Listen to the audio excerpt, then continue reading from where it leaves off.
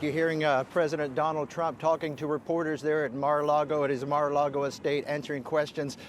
President Trump saying he feels very confident that he can get a deal with Russia. In fact, he said he feels more confident that he can now get a deal with Vladimir Putin to end the war in Ukraine after Tuesday's talks in Riyadh, Saudi Arabia.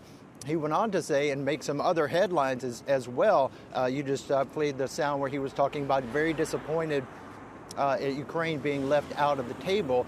But the State Department had said before these talks began that any type of peace talks would include Ukraine at the table, that these talks were the talks just to begin the negotiations, kind of a starting point, really to kind of reset the U.S.-Russia relations. But the president also making some other headlines there about Ukraine, saying that he would be open to European peacekeepers taking part in keeping the peace there in Ukraine if there was some type of a peace deal.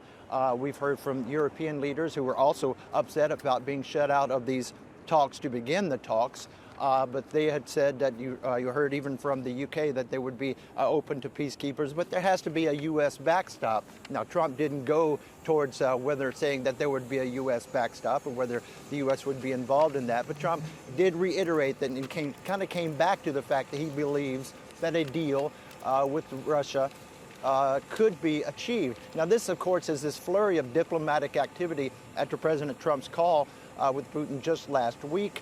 That 90-minute call where they kind of decided that they wanted to kind of set aside what has been described as abnormal relations of time between the two countries. And that was the main part of this meetings in Riyadh, Saudi Arabia, was to really reestablish these relations, these diplomatic relations that have since been really frozen since the invasion in 2022.